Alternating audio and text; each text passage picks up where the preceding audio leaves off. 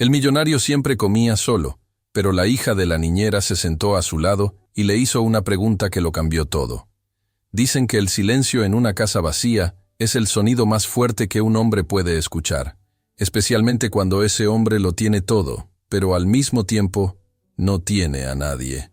Don Alfonso, a sus 70 años, era el dueño absoluto de un imperio construido con sudor, lágrimas y una frialdad que le había ganado el respeto de sus rivales y el temor de sus empleados. Vivía en lo que la gente del pueblo llamaba el Palacio de Cristal, una mansión imponente en lo alto de la colina, donde los suelos de mármol brillaban tanto que podías ver tu propio reflejo de soledad en ellos.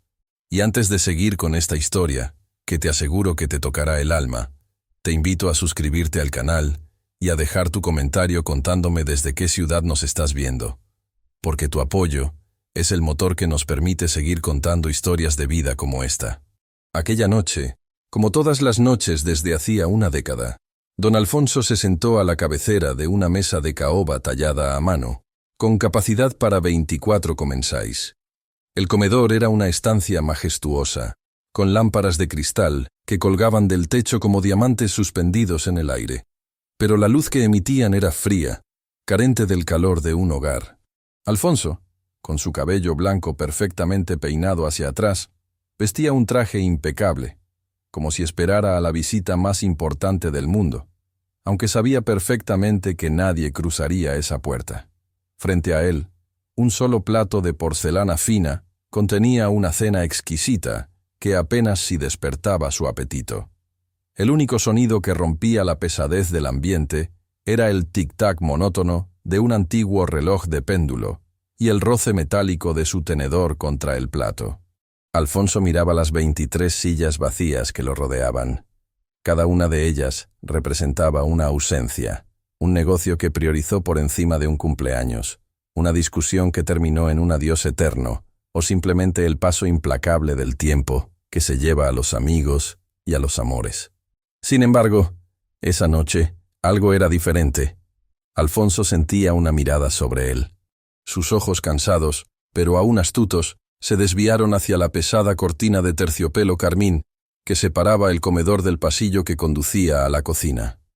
Allí, casi oculta entre las sombras y los pliegues de la tela, vio un par de ojos oscuros y brillantes que lo observaban con una curiosidad que no conocía el miedo.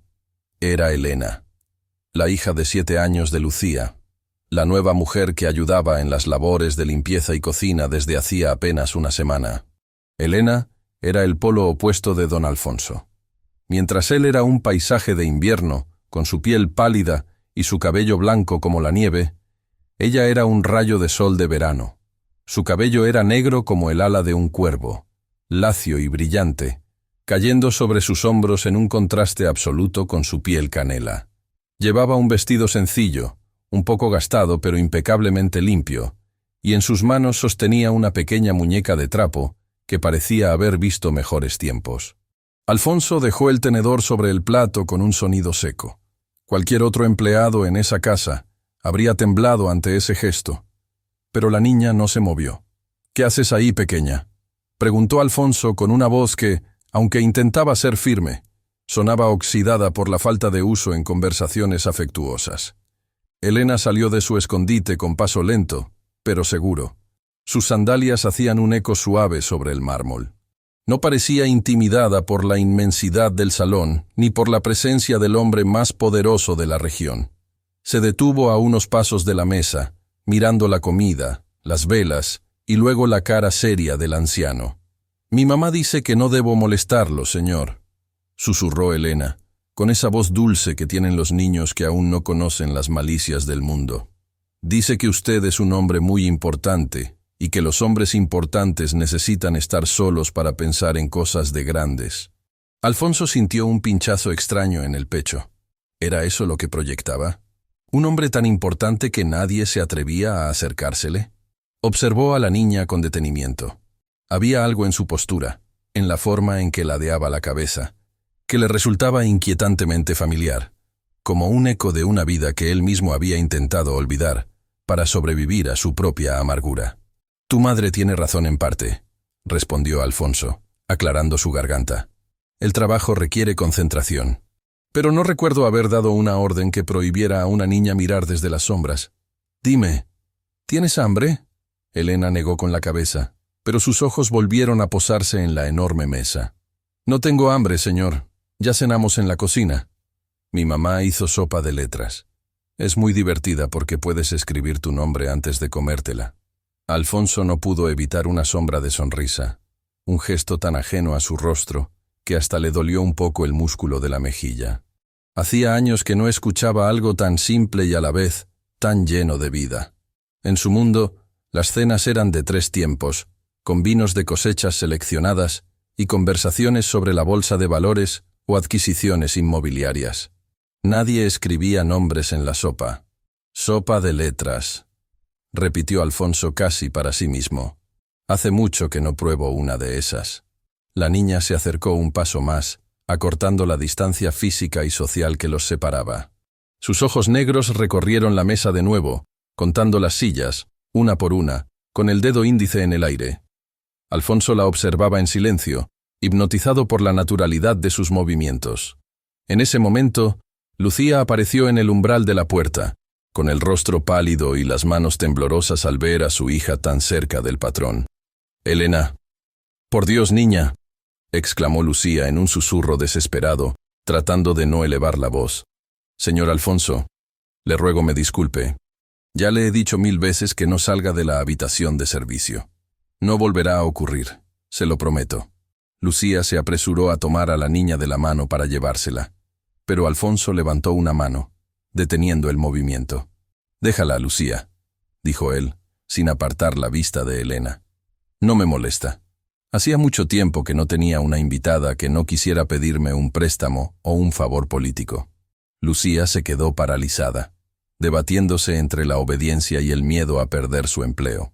Elena, aprovechando que el agarre de su madre se había aflojado, caminó decidida hacia la silla que estaba justo al lado de don Alfonso. Con un esfuerzo que le hizo fruncir el ceño, arrastró la pesada silla de madera tallada y se subió en ella, quedando a la altura del millonario. Alfonso sintió un vuelco en el corazón. Durante décadas, esa silla había permanecido vacía, guardando el espacio de fantasmas que ya no volverían. Ver a esa niña de cabellos negros sentada allí, con su muñeca de trapo y su mirada limpia, era como ver una flor creciendo en medio del asfalto. El silencio del comedor ya no era pesado. Ahora vibraba con una expectativa nueva. Elena apoyó los codos en la mesa, ignorando la etiqueta que Lucía tanto intentaba enseñarle en la cocina, y miró fijamente al hombre de cabello blanco. Alfonso pudo ver los detalles de su rostro.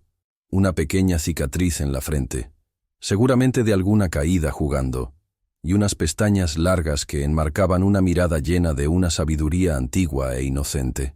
«Señor Alfonso», dijo la niña, rompiendo finalmente el último velo de formalidad. «Tengo una duda muy grande». El millonario dejó su servilleta sobre la mesa y se inclinó ligeramente hacia ella, dándole toda su atención, algo que muchos empresarios habrían pagado millones por conseguir. «Dime, Elena, ¿qué duda es esa que te trajo hasta mi mesa?» La niña suspiró, miró las 23 sillas restantes que se extendían a lo largo del oscuro comedor y luego volvió a mirarlo a él, directamente a los ojos, con una sinceridad que le cortó la respiración al anciano. «¿Por qué comes siempre solo si tienes tantas sillas?», preguntó ella. «En mi casa solo tenemos 2 sillas, pero siempre estamos juntas. Usted tiene muchas, pero parece que le falta alguien para usarlas. ¿Es que nadie quiere sentarse con usted, o es que usted no quiere a nadie en su mesa?» La pregunta quedó flotando en el aire como una sentencia. Lucía, al fondo, se llevó la mano a la boca, temiendo lo peor. Alfonso se quedó mudo. En toda su carrera, nadie se había atrevido a cuestionar su soledad, ni su poder, ni el vacío que lo rodeaba. Aquella pequeña niña de 7 años acababa de poner el dedo en la llaga más profunda de su existencia, y por primera vez en mucho tiempo, el gran don Alfonso no tenía una respuesta preparada. El invierno en su corazón comenzaba a sentir los primeros rayos de un sol que se negaba a apagarse. La pregunta de Elena se quedó suspendida en el aire, vibrando como una nota discordante en una sinfonía perfecta. Don Alfonso sintió un frío repentino que no provenía de los ventanales de la mansión, sino de los rincones más oscuros de su propia memoria. Miró fijamente a la niña, y por un segundo el lujoso comedor desapareció. El mármol se transformó en madera vieja, y el aroma del banquete se convirtió en el olor a medicina y a flores marchitas de hace 30 años. Verán, Alfonso no siempre fue este hombre de hielo con el corazón blindado por lingotes de oro. Hubo una época en la que su cabello era tan negro como el de Elena, y su risa llenaba los pasillos de una casa mucho más pequeña, pero infinitamente más cálida. Tenía una esposa, Marta, y una hija pequeña llamada Beatriz, que era la luz de sus ojos. Alfonso, en su afán de darles todo lo que él no tuvo, se obsesionó con el éxito.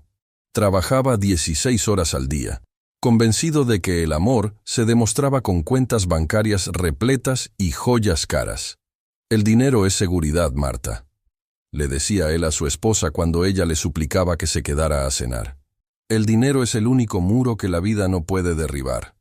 Pero la vida, en su ironía más cruel, le demostró que estaba equivocado. Mientras Alfonso cerraba el trato que lo convertiría en millonario en otra ciudad, una fiebre implacable se llevó a su pequeña Beatriz en apenas 3 días. Cuando él regresó, con los bolsillos llenos y el pecho inflado de orgullo, se encontró con una casa en silencio y una esposa con el alma rota que no pudo perdonarle su ausencia. Marta se marchó poco después, incapaz de mirar a un hombre que había cambiado el tiempo en familia por el brillo del metal. Por si fuera poco, su propio hermano, Carlos, aprovechó el abismo de su dolor para intentar arrebatarle el control de las empresas familiares.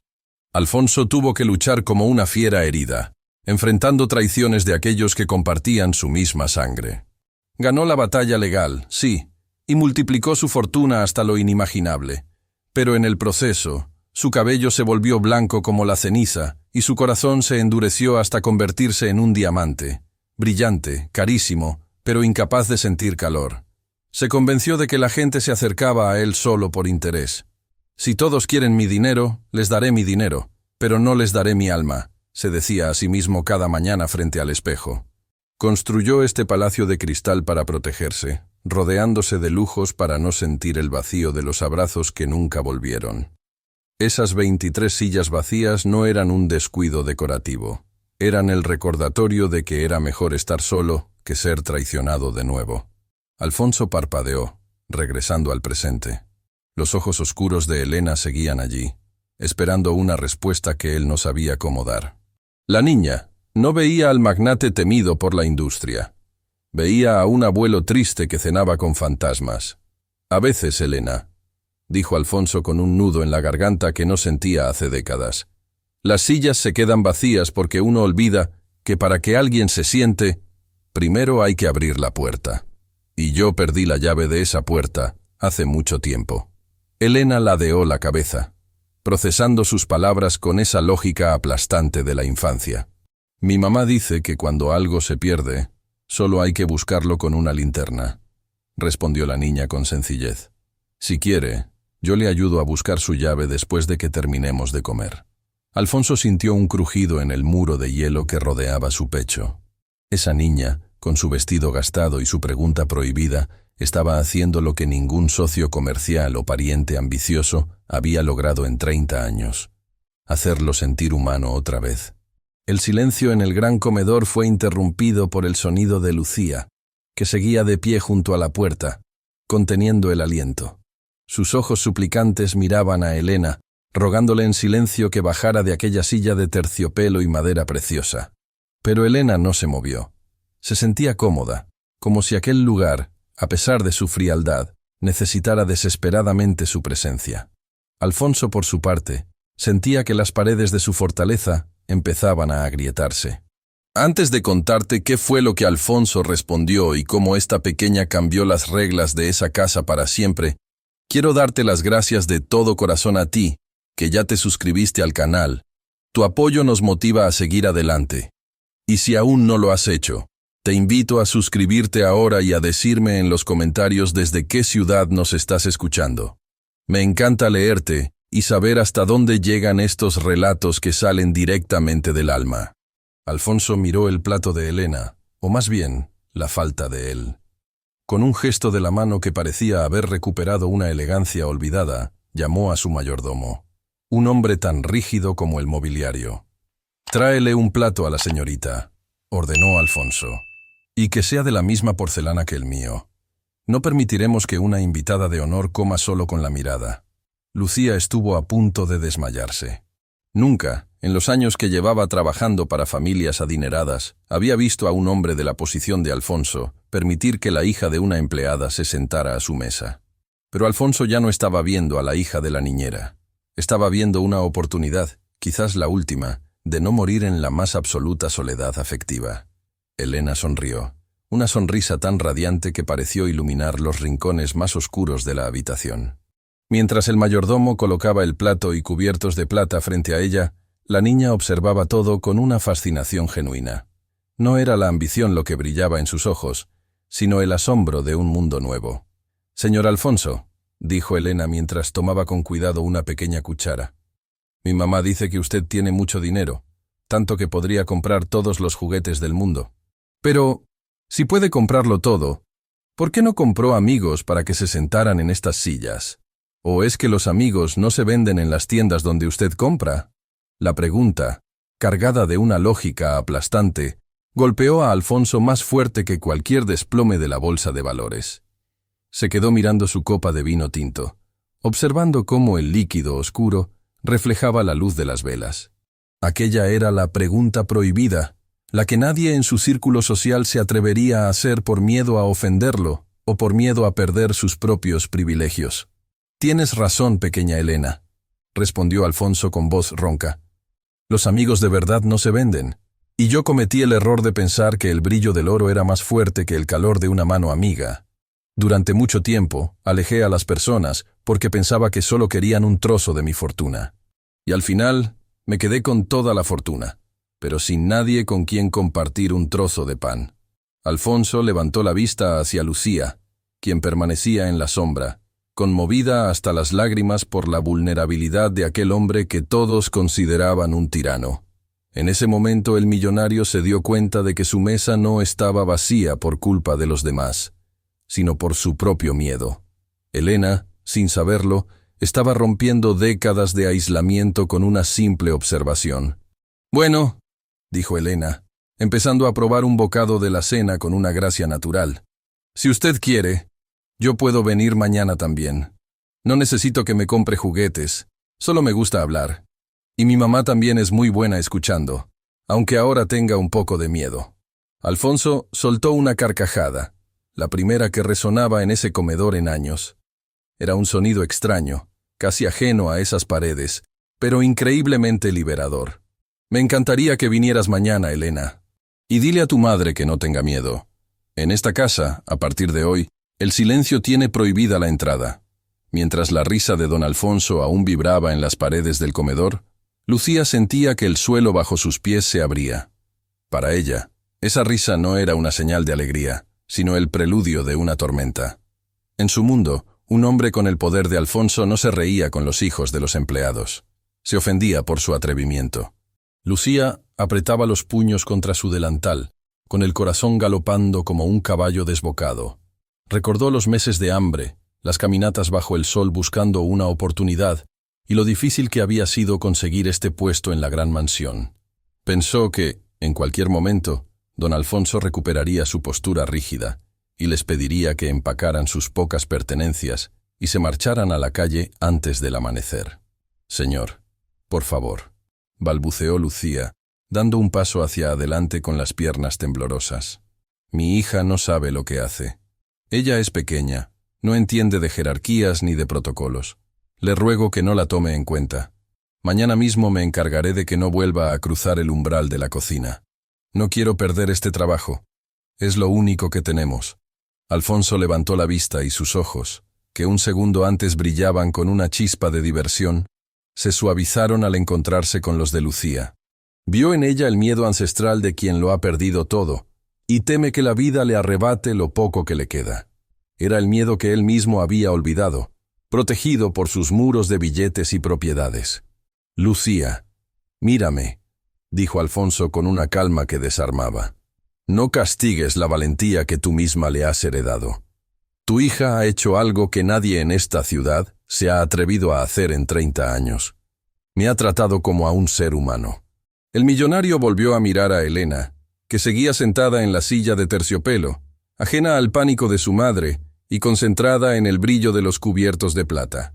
Fue en ese preciso instante cuando un susurro del pasado golpeó la mente de Alfonso con la fuerza de un rayo. La luz de las velas caía de lado sobre el rostro de la niña, resaltando la forma de sus pómulos y la profundidad de sus ojos negros. Alfonso sintió que se le cortaba el aire. Había un gesto, una forma casi imperceptible en la que Elena ladeaba la cabeza mientras observaba su reflejo en la cuchara, que era idéntica a la de Marta, su difunta esposa. Pero no era la Marta que él recordaba en su lecho de muerte, consumida por la tristeza y la enfermedad.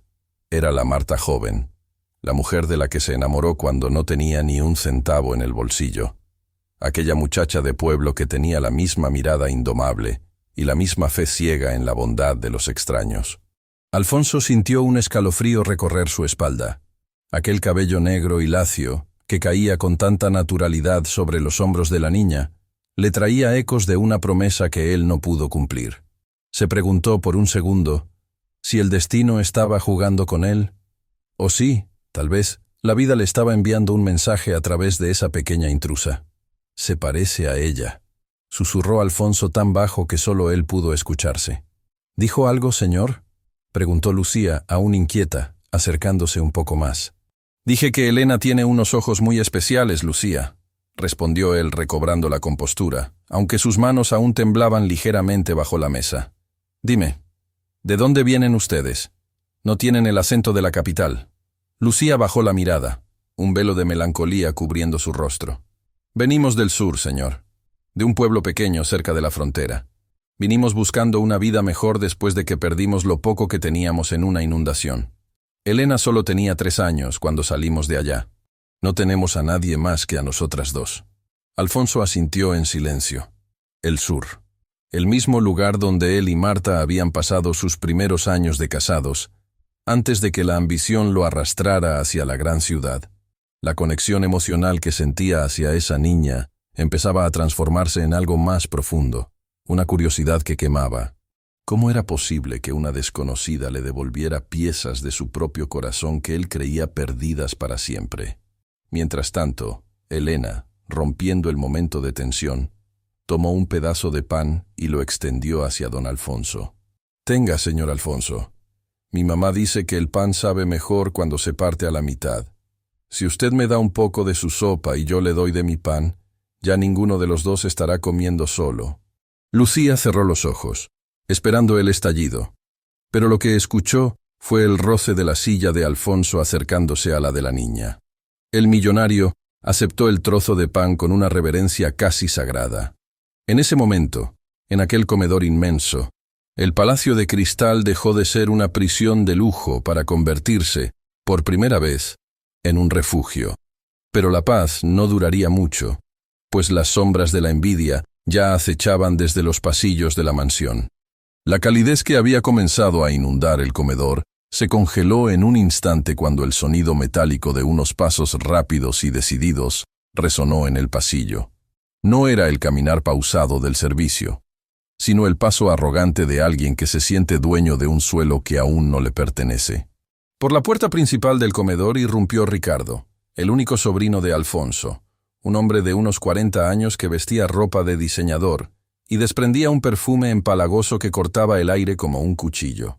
Ricardo era el hijo de aquel hermano que una vez intentó arruinar a Alfonso, y aunque mantenía una máscara de afecto hacia su tío, todos en la casa sabían que solo estaba contando los latidos del corazón del anciano, esperando el momento en que el último de ellos le entregara las llaves del reino. Ricardo se detuvo en seco al ver la escena. Sus ojos, pequeños y cargados de una ambición mal disimulada, pasaron de Alfonso a la pequeña Elena, que aún sostenía su trozo de pan. La mandíbula de Ricardo se tensó, y una mueca de asco deformó sus facciones. «¿Pero qué es esto, tío Alfonso?», exclamó Ricardo, elevando la voz de una manera que hizo que Elena se encogiera en su silla. ¿Te has vuelto loco? ¿O es que la edad finalmente ha nublado tu juicio? ¿Qué hace la hija de la servidumbre sentada en la mesa de nuestra familia? Esto es un insulto a nuestro apellido y a esta casa. Lucía, que apenas empezaba a respirar con tranquilidad, sintió que el mundo se le venía encima. Corrió hacia la mesa, con el rostro bañado en una palidez mortal. Lo siento mucho, joven Ricardo. El señor Alfonso me dio permiso, balbuceó Lucía, tratando de tomar a Elena del brazo para sacarla de allí. Pero Ricardo no se dio por satisfecho. Con un movimiento brusco, golpeó ligeramente la mesa con su mano, haciendo que las copas de cristal tintinearan con un sonido fúnebre. «Permiso. Mi tío es un hombre generoso, pero hay límites», gritó Ricardo, mirando a Elena con un desprecio absoluto. «Niña, bájate de ahí ahora mismo. Esa silla ha pertenecido a personas con linaje, no a mocosas que huelen a cocina y detergente. Vete con tu madre al cuarto de atrás, que es donde pertenecen las personas de tu clase».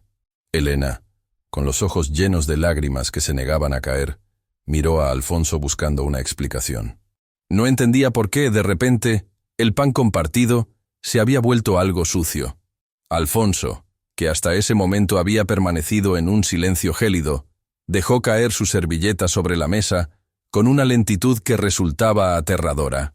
Sus ojos blancos, antes suaves con la niña, ahora ardían con un fuego que Ricardo debería haber temido.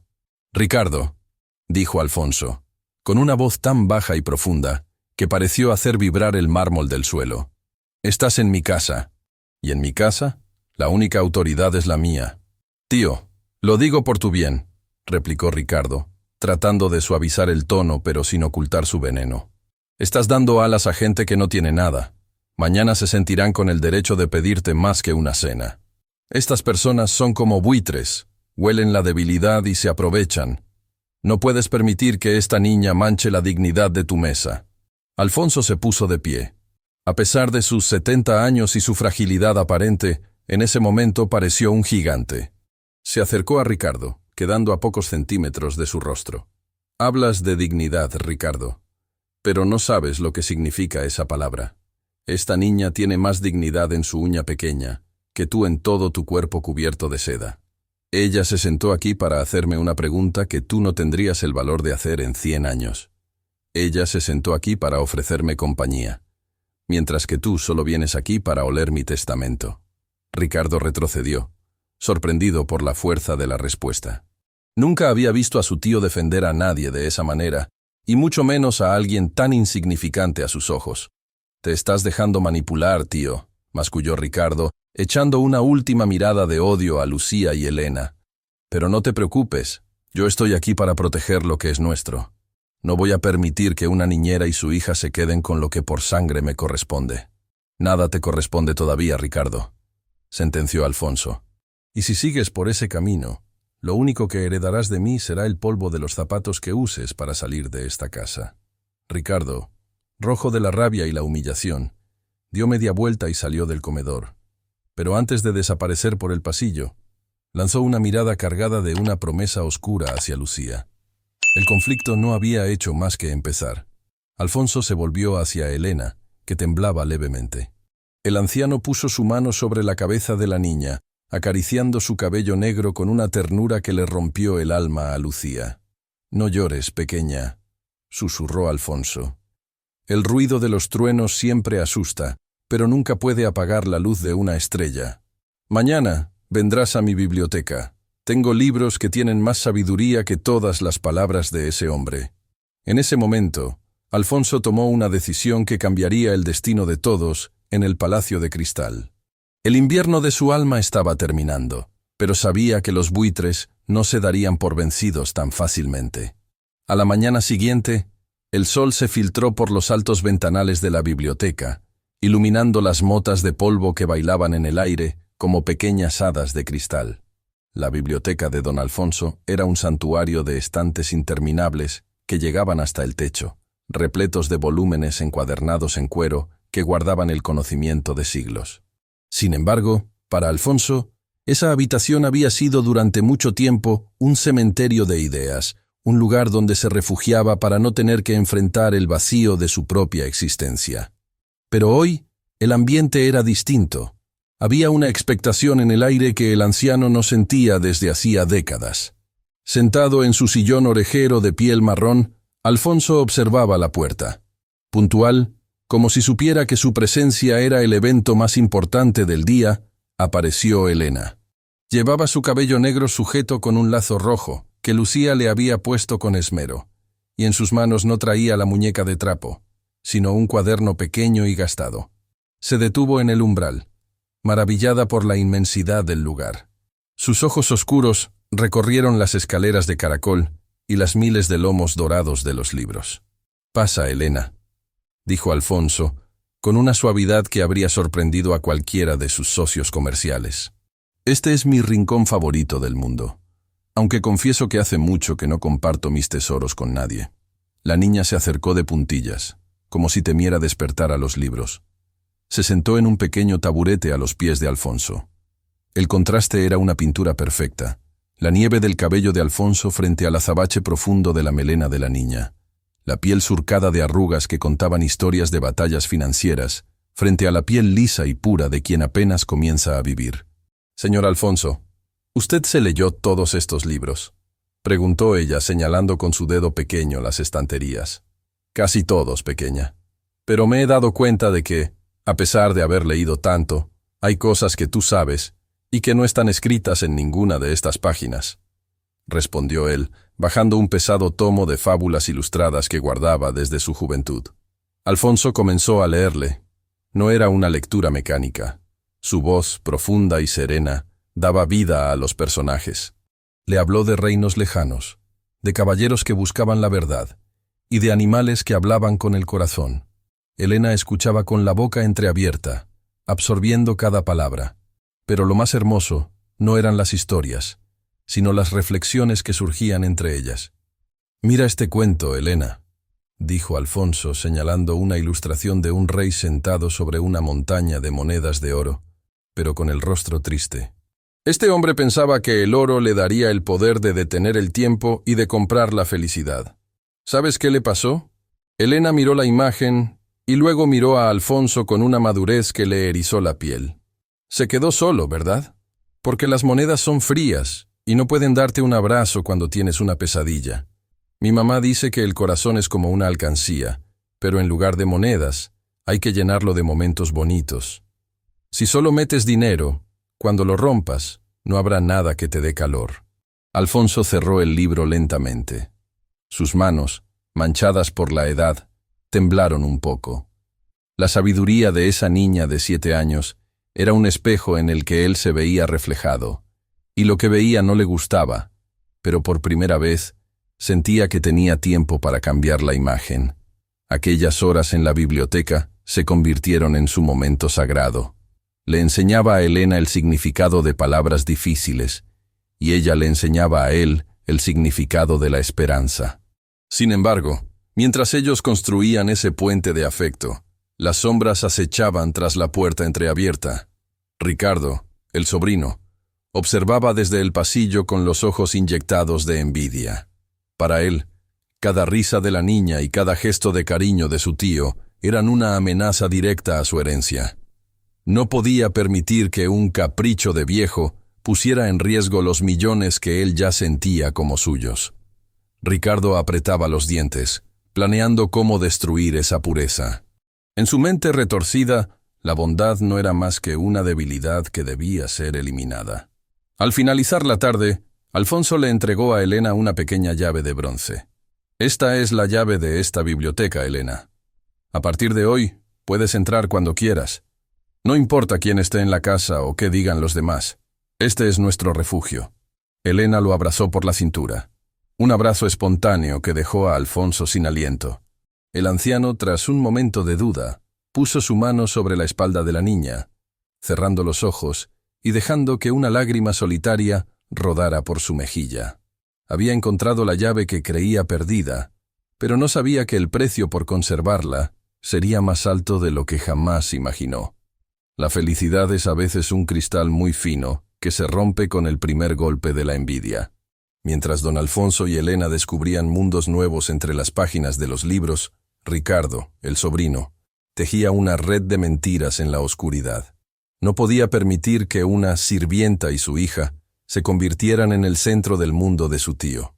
Para él, cada gesto de cariño era un billete que volaba de su futura herencia. Ricardo sabía que para destruir ese vínculo no bastaba con palabras. Necesitaba una traición que Alfonso, con su pasado lleno de cicatrices, no pudiera perdonar. Una tarde, mientras la casa estaba en un silencio sepulcral, Ricardo entró en la habitación de su tío. Sabía perfectamente dónde guardaba Alfonso su posesión más sagrada, un relicario de oro y diamantes que contenía la única fotografía de Marta y su hija Beatriz. Era el objeto que Alfonso tocaba todas las noches antes de dormir, su único puente con el pasado. Con guantes y movimientos rápidos, Ricardo tomó el relicario y se dirigió a la pequeña y humilde habitación de servicio donde dormían Lucía y Elena. Escondió la joya en el fondo del bolso desgastado de Lucía, ocultándola entre sus pocas pertenencias. A la mañana siguiente, el grito de Ricardo despertó a toda la mansión. «¡Tío! ¡Ha desaparecido! El relicario de la tía Marta no está en su sitio», gritaba Ricardo mientras corría por el pasillo, fingiendo una agitación desesperada. Alfonso salió de su cuarto, con el rostro pálido. Su corazón latía con fuerza. Perder ese relicario era como perder a su familia por segunda vez. Lucía y Elena, asustadas por el escándalo, salieron también al pasillo. «Es imposible, Ricardo. Nadie entra en mi habitación», dijo Alfonso con voz temblorosa. «Alguien entró, tío. Y yo vi a la niña merodeando por aquí ayer tarde», mintió Ricardo, señalando a Elena con un dedo acusador. «Seguro que su madre la envió para robarlo y venderlo». «Eso no es verdad», gritó Lucía, abrazando a Elena que empezaba a llorar. «Nosotros no hemos tocado nada, señor Alfonso. Se lo juro por lo más sagrado». Ricardo, con una sonrisa triunfal que ocultó rápidamente, exigió revisar las pertenencias de los empleados. Alfonso, con el alma partida entre la confianza que empezaba a sentir y el miedo a ser engañado de nuevo, accedió en silencio. Todos se dirigieron a la habitación de servicio. Ricardo fue directo al bolso de Lucía, y ante la mirada horrorizada de todos, sacó el relicario de oro que brillaba bajo la luz de la bombilla desnuda. El silencio que siguió fue asfixiante. Lucía cayó de rodillas, sollozando, jurando que ella no sabía cómo había llegado eso allí. Elena se aferraba a la pierna de su madre, mirando a Alfonso con ojos suplicantes. El anciano sentía que el mundo se le venía abajo. La duda, ese viejo veneno que tanto daño le había hecho, volvía a correr por sus venas. Miraba el relicario en manos de su sobrino, y luego miraba a la niña de cabellos negros. «Y tú, que estás escuchando esta historia, ¿qué habrías hecho en el lugar de Alfonso? ¿Habrías creído en las pruebas o en tu corazón? Escribe tu opinión en los comentarios y comparte este video con alguien que necesite escuchar esta historia hoy, porque a veces la verdad está escondida donde menos lo esperamos». «Señor Alfonso, por favor», suplicaba Lucía entre lágrimas, «yo jamás le haría algo así. Usted nos abrió las puertas de su casa, nos dio dignidad. ¿Por qué iba a robarle?» «Cállate», rugió Ricardo. «Las pruebas hablan por sí solas. Tío, tienes que echarlas ahora mismo. Son unas delincuentes. Si perdonas esto, mañana se llevarán la casa entera». Alfonso tomó el relicario de manos de Ricardo. Sus dedos rozaron el metal frío. Miró a Elena. La niña no gritaba, no pedía perdón. Simplemente lo miraba con una tristeza profunda, una decepción que parecía demasiado grande para su pequeño cuerpo. En ese momento, Alfonso recordó lo que Elena le dijo en la biblioteca. El corazón es como una alcancía, hay que llenarlo de momentos bonitos. ¿Sería posible que todo fuera un engaño? Ricardo presionaba, exigiendo llamar a la policía. Lucía temblaba, viendo cómo su vida y la de su hija se destruían en un segundo. El Palacio de Cristal se había convertido en un tribunal de justicia injusto, y la sentencia estaba en manos de un hombre que aún no sabía si el amor podía ser más fuerte que la evidencia de una traición plantada por la envidia. El gran giro estaba a punto de ocurrir, pero el dolor, ese viejo amigo de Alfonso, ya se había instalado de nuevo en el comedor de las sillas vacías. El peso de la sospecha y el dolor de una posible traición fueron demasiado para el cansado corazón de Alfonso. Mientras Ricardo seguía escupiendo insultos y Lucía sollozaba de rodillas, el millonario sintió que el aire se volvía espeso, como si el palacio de cristal se estuviera quedando sin oxígeno. Se llevó una mano al pecho, apretando la tela de su costoso traje, mientras el relicario de oro resbalaba de sus dedos y caía sobre la alfombra con un sonido sordo. Su rostro, ya pálido, se tornó de un gris ceniciento. «¡Tío! ¿Qué te pasa?», gritó Ricardo, pero no se movió para sostenerlo. Sus ojos, más que preocupación, reflejaban un cálculo gélido. Alfonso se desplomó antes de que nadie pudiera reaccionar. Su cuerpo, ese roble blanco que parecía invencible ante las tormentas del mercado financiero, cayó pesadamente. Lucía, olvidando su propio terror, corrió hacia él y le sostuvo la cabeza, mientras Elena gritaba el nombre del anciano con una angustia que desgarraba el alma. La mansión, que siempre había sido un templo de silencio, se llenó de gritos, sirenas de ambulancia y el caos de los criados corriendo de un lado a otro. Horas después, Alfonso se encontraba en la unidad de cuidados intensivos de la clínica más exclusiva de la ciudad. El diagnóstico era claro: un infarto provocado por un estrés extremo. Estaba conectado a máquinas que pitaban monótonamente, marcando el ritmo de una vida que pendía de un hilo. Pero lo más triste no ocurría dentro de la habitación, sino fuera, en la sala de espera. Allí, Ricardo no estaba solo. Habían llegado otros parientes lejanos, primos y sobrinos que Alfonso no veía desde hacía años, seres que habían aparecido como por arte de magia al oler la proximidad de la muerte. No hablaban de la salud del anciano, ni de recuerdos felices. En voz baja, casi en susurros, discutían sobre quién se haría cargo de las empresas, sobre la validez del testamento y sobre cómo repartir las propiedades. Eran buitres de cuello blanco, esperando que el león diera su último aliento para lanzarse sobre los restos. «Si muere esta noche, tenemos que impugnar cualquier cambio que haya hecho recientemente», decía Ricardo, mirando de reojo a un abogado que ya estaba presente. Estaba senil, lo vimos todos. Metió a gente de la calle a cenar con él. Claramente, no estaba en sus facultades. Mientras tanto, en un rincón oscuro del pasillo del hospital, Lucía y Elena esperaban. Habían sido expulsadas de la mansión por Ricardo apenas la ambulancia se llevó a Alfonso. Pero no se habían ido a casa. Lucía, a pesar de la injusta acusación de robo, no podía abandonar al hombre que le había devuelto la dignidad a su hija. Elena, con sus cabellos negros desordenados y los ojos hinchados de tanto llorar, no soltaba el pequeño libro de fábulas que Alfonso le había regalado. «Mamá, tengo que decirle algo», susurró Elena. «Él no puede irse pensando que nosotros le quitamos su recuerdo. Él tiene que saber que lo queremos». Aprovechando que los familiares estaban distraídos discutiendo sobre acciones y bonos en la cafetería, la pequeña Elena se deslizó como una sombra por los pasillos del hospital. Su tamaño y su silencio le permitieron pasar desapercibida para las enfermeras. Empujó la pesada puerta de la habitación de Alfonso y entró. El lugar era frío y olía a antiséptico. Alfonso parecía más pequeño de lo que era, rodeado de tubos y cables. Sus ojos estaban cerrados y su respiración era asistida. Elena se acercó a la cama y con una valentía que solo nace del amor más puro, tomó la mano del millonario. Su pequeña mano canela envolvió los dedos largos y fríos del anciano.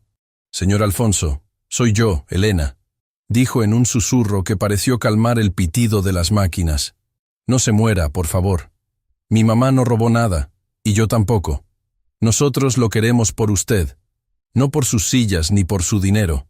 Despierte, para que podamos terminar el cuento de los caballeros». En ese momento, ocurrió algo que los médicos no podrían explicar. Los niveles de oxígeno de Alfonso empezaron a estabilizarse. Sus dedos, que habían estado inertes, se cerraron levemente sobre la mano de la niña. Alfonso no podía abrir los ojos, pero en la oscuridad de su inconsciencia sintió un calor que no venía de las mantas térmicas. Era el calor de una verdad que los buitres de afuera nunca podrían entender. El roble blanco seguía en pie, y ahora tenía una razón por la cual luchar contra la muerte. El pitido de las máquinas en la habitación del hospital parecía ahora una melodía de esperanza, en lugar de un requiem. Don Alfonso abrió los ojos lentamente, encontrándose con el techo blanco y el olor a medicina. Pero lo primero que sintió no fue dolor, sino el calor de una pequeña mano que aún sostenía la suya. Elena estaba allí, dormida con la cabeza apoyada en el borde de la cama, aferrada a él como si su presencia fuera el único ancla que lo mantenía en este mundo. Alfonso, con un esfuerzo sobrehumano, acarició el cabello negro de la niña. En ese momento, la puerta se abrió suavemente y entró Lucía, con el rostro marcado por el cansancio y las noches sin sueño, cargando una verdad que ya no podía seguir oculta bajo el peso del silencio. «Ha despertado, señor», susurró Lucía, acercándose con timidez, temiendo que la sombra de la acusación de robo aún nublara la mente del millonario. «No sabe cuánto le hemos pedido a Dios por este momento». Alfonso la miró profundamente. La confusión inicial empezó a disiparse y el recuerdo del relicario volvió a su mente. Pero ya no sentía rabia, sino una curiosidad punzante. Había algo en la lealtad de esta mujer, que se quedó a su lado a pesar de ser humillada y acusada falsamente, que no encajaba con la imagen de una ladrona. «Lucía», dijo Alfonso con la voz rota, «¿por qué sigues aquí? Mi sobrino te echó de la casa, te llamó delincuente. Cualquier otra persona habría huido lo más lejos posible de un viejo amargado como yo. ¿Qué es lo que realmente te trajo a mi palacio de cristal?» Lucía tomó aire. Sus manos entrelazadas temblaban. Sabía que había llegado el momento de revelar el secreto que la había guiado hasta esa mansión. Se sentó en una silla frente a Alfonso, mientras Elena despertaba y miraba a ambos con sus grandes ojos oscuros. «Señor Alfonso, yo no llegué a su casa por un anuncio en el periódico», comenzó Lucía, bajando la voz.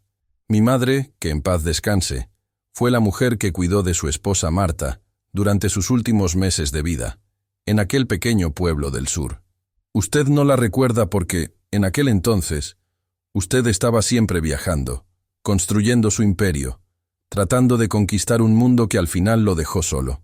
Alfonso sintió un vuelco en el corazón. Los recuerdos de los días finales de Marta eran borrosos, cubiertos por el manto de la culpa de no haber estado presente. «Mi madre me contaba que la señora Marta era un ángel, pero que murió con una tristeza muy grande en el alma», continuó Lucía, con una lágrima rodando por su mejilla. «Antes de morir, Marta le entregó a mi madre un sobre y este relicario. Le pidió que, si algún día usted se perdía en su propio castillo de soledad, alguien de nuestra familia buscara la forma de regresar a usted para entregarle un mensaje que solo podría entender cuando su corazón estuviera listo para escuchar». Lucía sacó del bolsillo de su delantal un sobre amarillento por el tiempo, con una caligrafía elegante y delicada que Alfonso reconoció de inmediato. Era la letra de Marta. «Mi madre no pudo entregárselo. Murió poco después de que ustedes se mudaran a la capital. Yo guardé este secreto durante años, esperando el momento en que Elena fuera lo suficientemente grande para viajar conmigo. No robé el relicario, señor Alfonso. Yo lo traje conmigo desde el sur para devolvérselo, pero Ricardo me vio limpiándolo y aprovechó para tender la trampa. No buscaba su dinero, buscaba cumplir la última voluntad de la mujer que fue como una madre para la mía». Con manos temblorosas, Alfonso abrió el sobre. Dentro había una carta y una pequeña llave, mucho más pequeña que la de la biblioteca. La carta decía: «Alfonso, mi amor, el oro brilla pero no abriga. Te dejo este relicario para que recuerdes que la verdadera fortuna no está en lo que acumulas, sino en la familia que dejas atrás. Si estás leyendo esto, es porque alguien con un corazón puro te ha encontrado. No cierres la puerta otra vez».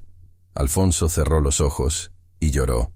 Lloró por los años perdidos, por la ambición ciega y por la injusticia que casi comete contra las únicas personas que lo amaron sin pedir nada a cambio. Se dio cuenta de que Elena no solo se parecía a Marta físicamente, era el instrumento del destino para salvarlo de sí mismo. La conexión no era una coincidencia. Era un acto de amor que había atravesado décadas y fronteras. «Perdóname, Lucía. Perdóname, pequeña Elena», sollozó el millonario. «He sido un hombre muy rico en monedas, pero el más pobre de todos en sabiduría». En ese momento, Alfonso comprendió que su redención estaba cerca, pero también sabía que para proteger este regalo de la vida, debía enfrentarse a los buitres que aún rondaban el pasillo, liderados por su sobrino Ricardo. El secreto del relicario le había devuelto la vista, y ahora, el hombre de cabello blanco estaba listo para dictar su última y más importante sentencia de justicia. El Palacio de Cristal ya no se sentía como un hogar, sino como una sala de subastas. Mientras don Alfonso terminaba de recuperarse en secreto, Ricardo no había perdido el tiempo. Convencido de que su tío no regresaría, o que si lo hacía sería en una silla de ruedas y sin juicio alguno, había organizado una reunión en el gran comedor. Las 23 sillas que antes estaban vacías, ahora estaban ocupadas por parientes lejanos, abogados de dudosa reputación y socios ambiciosos. El vino más caro de la bodega de Alfonso corría por las copas de cristal, y el aire estaba saturado de humo de puros y risas cínicas. «Es cuestión de días», decía Ricardo, recostado en la cabecera de la mesa, el lugar que siempre le había pertenecido a su tío. «El viejo ya no tiene fuerzas. He dado órdenes de que la sirvienta y su hija no vuelvan a cruzar esa puerta. Este imperio necesita una mano joven y firme, alguien que sepa que el dinero no se comparte con los de abajo». Justo en ese momento, las pesadas puertas de roble del comedor se abrieron de par en par. El ruido fue como un trueno que cortó las risas de golpe. En el umbral, apoyado en un bastón de plata pero con la espalda más recta que nunca, apareció don Alfonso. No vestía su bata de hospital, llevaba un traje gris marengo, impecable, y su cabello blanco brillaba con una autoridad casi celestial. A su lado, caminaban Lucía y la pequeña Elena, quien sostenía la mano del anciano con orgullo. El silencio que cayó sobre la habitación fue tan denso que podía cortarse. Ricardo se puso de pie, derramando un poco de vino sobre el mantel de lino. «Tío, qué sorpresa. Deberías estar descansando. La clínica dijo que tu estado era crítico», balbuceó Ricardo, su rostro pasando del rojo del vino a un blanco cadavérico. Alfonso avanzó por el comedor, el sonido de su bastón golpeando el mármol marcando el ritmo de un juicio final. Se detuvo justo frente a Ricardo. «Dijeron que mi corazón era débil, Ricardo», dijo Alfonso con una voz que resonó en cada rincón del salón. «Pero lo que ellos no sabían es que un corazón solo se detiene cuando ya no tiene por quién latir. Y yo he encontrado una razón muy poderosa para seguir aquí». Alfonso hizo una señal y su abogado personal, un hombre de confianza que lo había acompañado por décadas, dio un paso al frente con un maletín de cuero. «He pasado los últimos días revisando las cámaras de seguridad que tú, en tu arrogancia, olvidaste que existían en los pasillos de mi habitación privada», continuó Alfonso, clavando su mirada de acero en su sobrino. «Vi el momento exacto en que entraste a mi cuarto para robar el relicario de mi difunta esposa. Vi cómo lo escondiste en el bolso de Lucía para culpar a una mujer inocente y a una niña que solo me entregó amor». Los murmullos de los demás parientes cesaron. Ricardo intentó hablar, pero las palabras se le atascaron en la garganta. «Has hablado mucho de linaje, de clase y de quién merece estar en esta mesa», dijo Alfonso, señalando las sillas ocupadas por los buitres. «Pero hoy, la cena se ha terminado para todos ustedes». Alfonso tomó un documento que el abogado le extendía. «He modificado mi testamento y mi estructura empresarial», declaró con firmeza. «A partir de este momento, Ricardo, quedas desvinculado de todas mis empresas y de cualquier herencia futura. Tienes 1 hora para recoger tus cosas y salir de mi propiedad. Y si vuelves a acercarte a Lucía o a Elena, las pruebas que tengo en este maletín irán directamente a la fiscalía». Ricardo, humillado y despojado de su máscara de poder, miró a su alrededor buscando apoyo, pero los mismos parientes que hace un momento reían con él, ahora le daban la espalda, temerosos de perder sus propias migajas. Salió del comedor arrastrando los pies, derrotado por la misma codicia que lo alimentaba. Alfonso se volvió hacia los demás invitados. «Y para el resto de ustedes, la puerta está abierta. No quiero en mi mesa a nadie que celebre mi muerte antes de que ocurra». Cuando el comedor quedó finalmente vacío de sombras y avaricia, Alfonso suspiró, sintiendo que un peso de 30 años se levantaba de sus hombros. Miró a Lucía y a Elena. Lucía, he creado un fondo de fideicomiso que asegura el futuro de Elena y el tuyo. Pero más allá de eso, quiero pedirles algo. Esta casa es demasiado grande para un solo hombre. Marta me envió este mensaje a través de ustedes para que entendiera que la familia no siempre es la que comparte tu sangre, sino la que cuida tu alma. Elena se acercó a él y le dio un abrazo que Alfonso recibió con los ojos cerrados, saboreando la verdadera riqueza. «Señor Alfonso», dijo la niña, «ahora ya no habrá sillas vacías». «No, pequeña», respondió él con una sonrisa. «Ahora cada silla estará llena de historias, de risas y de la verdad que tú me enseñaste. Que el pan sabe mejor cuando se parte a la mitad con alguien que te quiere de verdad. El tiempo, que antes era para don Alfonso un enemigo implacable que solo servía para contar pérdidas, se convirtió en su aliado más dulce.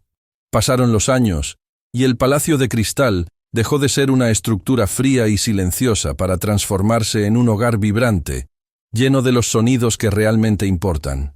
El eco de unas risas infantiles, el aroma de la comida casera que Lucía preparaba con amor y las conversaciones profundas que se extendían hasta altas horas de la noche. Alfonso no solo había recuperado su salud, sino que había recuperado su humanidad.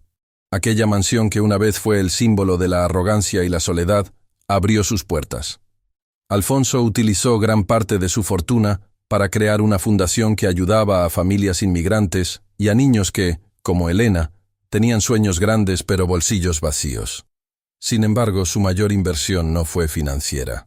Fue el tiempo que pasó sentado en el jardín, bajo la sombra del viejo roble, enseñándole a Elena que el éxito sin integridad es solo un disfraz dorado, y que la verdadera nobleza no se hereda, se construye con actos de bondad diarios. Una tarde de domingo, con el sol cayendo suavemente sobre las flores que Lucía había plantado con tanto esmero, Alfonso se encontraba en su lugar favorito del jardín. Elena, ahora un poco más alta pero con la misma mirada brillante y el cabello negro azabache, se sentó a su lado. El anciano la miró con una paz que nunca antes había conocido. Sus manos, aunque más débiles, ya no temblaban por la amargura, sino que estaban listas para ofrecer consuelo. «¿Sabes, pequeña?», dijo Alfonso con una voz suave y llena de gratitud. «Aquel día que te sentaste a mi mesa y me hiciste esa pregunta, no solo ocupaste una silla vacía. Ocupaste un lugar en mi alma que yo mismo había clausurado con candados de orgullo. Me salvaste de la peor de las muertes, la de morir estando vivo». Elena lo abrazó, apoyando su cabeza en el hombro del hombre que se había convertido en el abuelo que la vida le había negado. «Usted también nos salvó a nosotras, abuelo Alfonso. Nos enseñó que siempre hay un lugar en la mesa para los que tienen el corazón limpio. Mi mamá dice que ahora el Palacio de Cristal brilla de verdad, no por el mármol, sino por la luz que hay adentro». Alfonso sonrió, mirando hacia el horizonte. Sabía que su tiempo en este mundo no sería eterno, pero ya no le temía al final. Había entendido que la verdadera herencia que dejaría no eran sus edificios ni sus cuentas bancarias, sino el amor que había sembrado en el corazón de esa niña y la justicia que había restaurado en la vida de Lucía. La lección estaba clara. La riqueza de un hombre no se mide por cuántas personas están a su servicio, sino por a cuántas personas es capaz de servir con amor. La dignidad no tiene precio, y la lealtad es una moneda que solo se acuña en el fuego de las dificultades compartidas. Hoy, la mesa de 24 sillas ya no asusta a nadie. A veces está llena de amigos, de niños de la fundación, o simplemente de ellos tres, compartiendo una sencilla sopa de letras que, para Alfonso, sabe mucho mejor que cualquier banquete de lujo que haya probado jamás. Porque ahora sabe que lo que hace sagrado a un hogar no es el techo que lo cubre, sino el amor de quienes se sientan a compartir el pan. Si esta historia te emocionó y te recordó que nunca es tarde para abrir el corazón y cambiar el rumbo de nuestra vida, te invito de todo corazón a suscribirte al canal, dejar tu like y decirme desde qué ciudad nos estás escuchando. Tu presencia aquí es lo que da sentido a estos relatos.